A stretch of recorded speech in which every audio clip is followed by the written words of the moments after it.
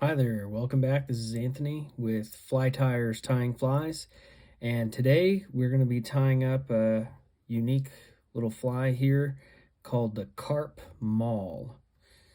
And it's going to look something like this little guy here. And for starters, we're going to start out with a Firehole 860 series size 4. So let's get that in the vise here. This is a barbless hook, and we're going to start off with some red. I believe this is the UTC 140, and we'll get started here about a bead chain eye length away from the eye of the hook, and I'm going to start a bump here on this shank to push those bead chain eyes up against. Then we'll go ahead and wrap back here towards the bend of the hook. We're going to stop right here at the bend, wrap back forward here, back to this bump. And the next thing that we're going to put on here is these black bead chain eyes, size large. Let's crack these open here.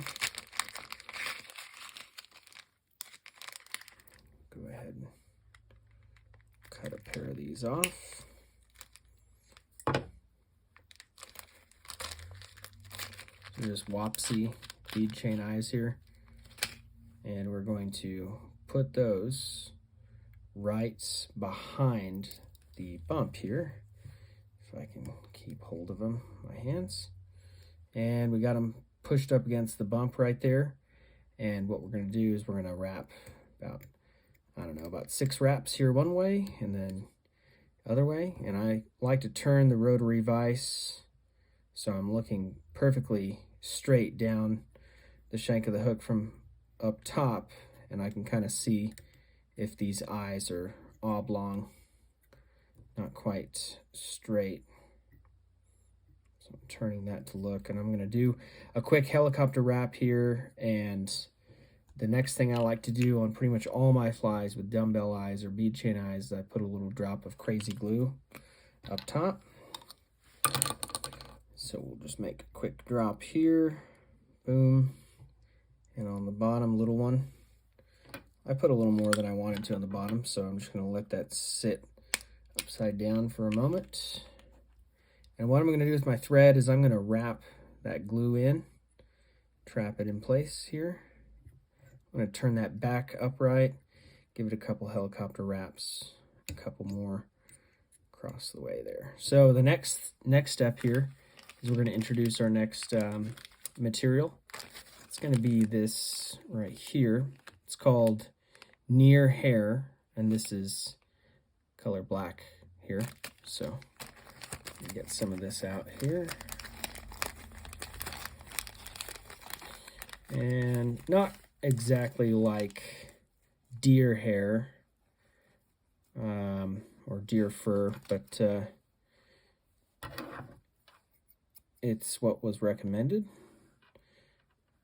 in the recipe. So I'm going to clip off kind of a generous length here, but not too much as far as the, I guess, diameter. If you were to pinch both ends here, pull them, and then kind of spin it, you don't want a ton of material there. So let go of that. That's about what we're shooting for as far as the amount of this near hair. And then once we have pulled that off, I'm going to go ahead and measure the 2 times the length of the shank of the hook. So you got 1, and then just bring it back there. And that's fairly long, but we're going to go ahead and cut this right here, just flush. I'm going to tie it in just like we're tying up a Clouser minnow here, a tail.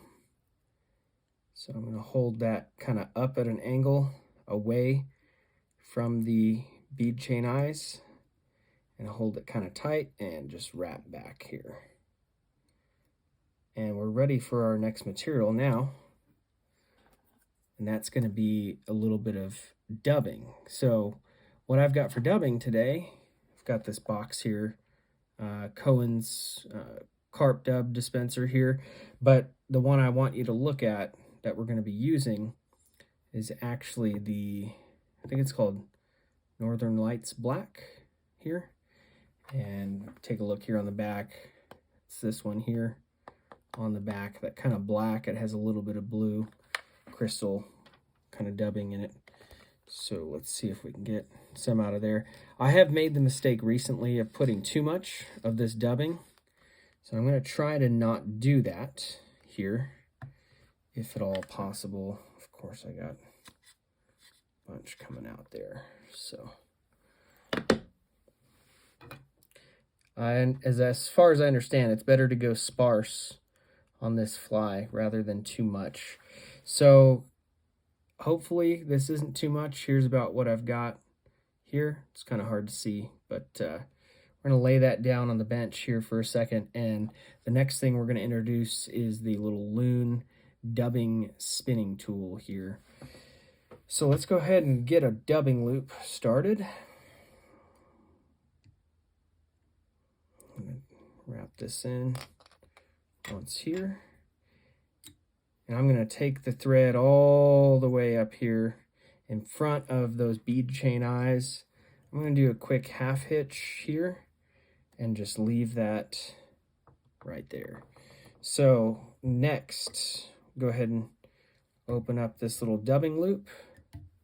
I'm going to put a pinch of this Wapsi premium dubbing wax in here. So let's just go ahead and do that real fast.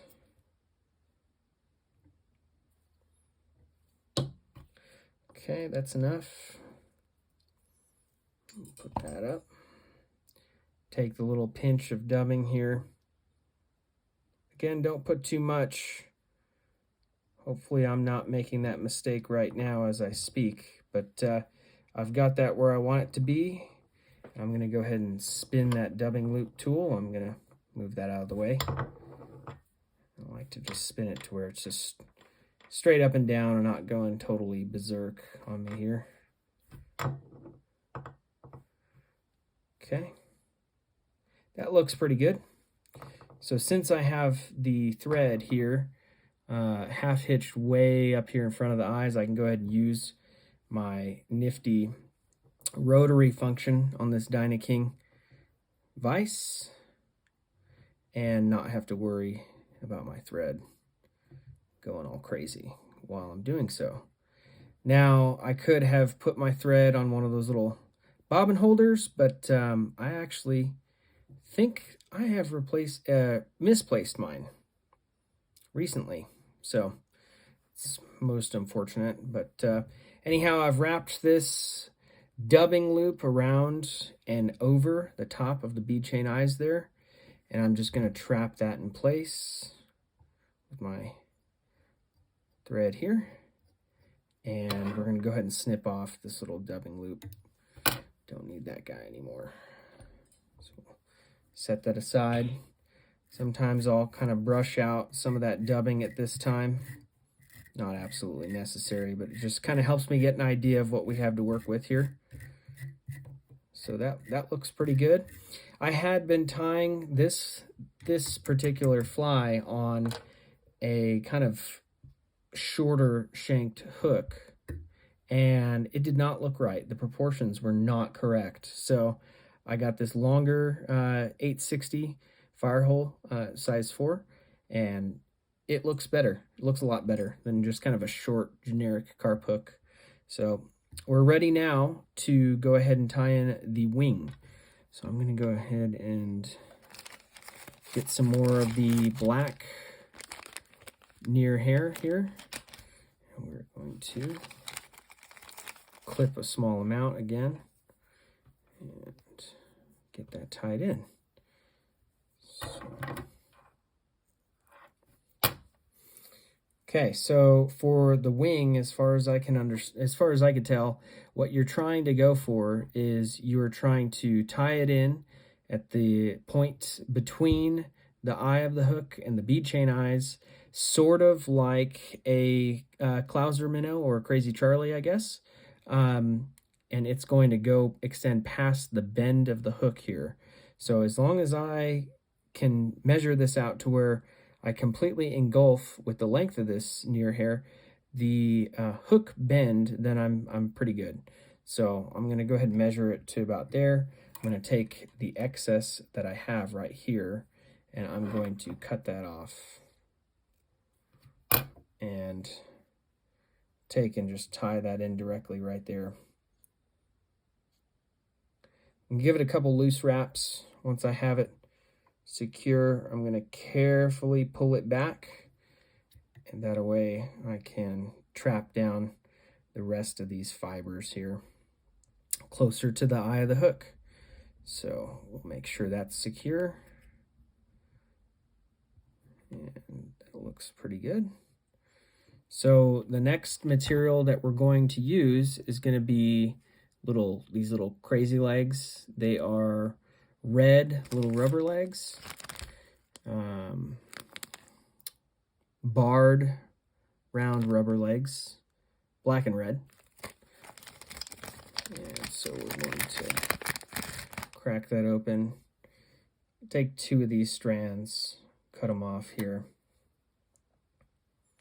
and we'll tie on 2 pairs of legs. So let's go ahead and tie on the first pair for starters here.